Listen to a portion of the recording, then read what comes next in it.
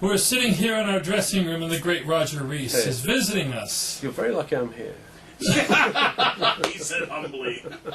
I can see. What was it? What was she like? Nickleby like? I mean, Well, 8 it was hours. like I mean, 8.5 hours. what was the matinee? What were your Wednesdays and Saturdays like? No, it was the like from 1 o'clock till 12 at night. Where do you get that kind of energy? yeah? When I was going to the theatre, which you'd have to do about 10:30 in the morning, to get up and going. Sure. My body used to want to go to Central Park, but my brain was saying, "You have to go to the theatre." You have to go. But it was a very strange experience.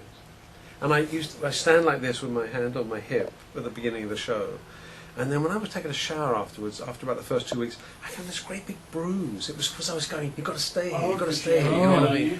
Funny. Wow. Because I saw it in 2 nights.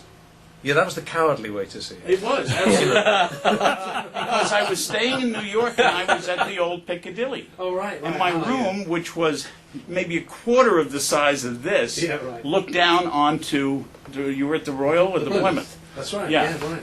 And no, you're right, it was the cowardly way to see it. Who was it? It was Ruth Gordon used to take a room over there. Ruth Gordon. Ruth Gordon took a room over there because she loved the show. She used to come to the show and then go over there for like a 30-minute nap and then come back and so. Well, she was little, She thought tiny, rooms right. are okay. She was great. She said to me this. She said, "I don't like anyone watching me in rehearsals." She said, and I said, "Why is that?" She said, "Because I like to go apeshit." She said, I can just picture Ruth Gordon going apeshit. it's good though to hear it from her. Isn't Oh, it? that's Apeshit. marvelous. Yeah. That's great. That's great. Yeah. So, I mean, did you eat during the show? No. To keep up your energy? We just had, when Smike died, which is the big finish, we used to drink champagne. That's all. Really? Yeah. On stage? No, you couldn't eat anything because it was just running all the time. But you didn't stop for the most part. Did you have a big meal before you started? Yeah, but breakfast and I think some cottage cheese or something, sort of a little That bit was in the it. middle. That's it. Wow. It was such a good diet, good exercise. Wow. And he used to dye my arms, and this guy was as big as I was, the guy playing Smike. And I used to hold him for 10 minutes because I couldn't. This character couldn't drop him. Right. There was no way. So I had to hold him like this as he kept on acting, dying. But it was like, but the definition of my body was fantastic. Because it was like the pecs and everything from this. Eight shows. Yeah, or whatever. Yeah, it was Lifting fantastic. weights. Right.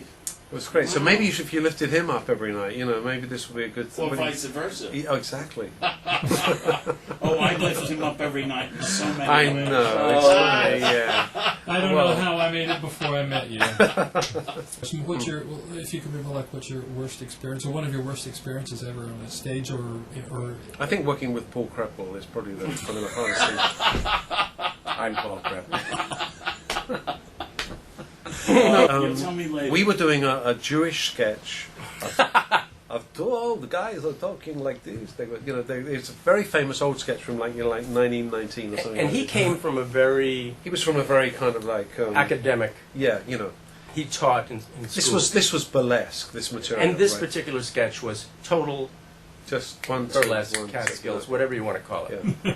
And we sat down. We sat down for the rehearsal. first. We sat here and he sat over there. And what did he say? He said, "All right, now let's look at this. The first beat starts at the top and goes down to this line." And Roger and I were just like, "Okay." I mean, we really were just, and by then we were kind of we had it with him anyway. Yeah, It was yeah, like, no. Can we at least read it once? Yeah, And then we read it, and it was like, "Bada bing, bada bang, bada boom, bada bang, bada boom, bada boom," and he went, "Oh, okay." It was Paul Aaron. He shut up. No. You should be nameless.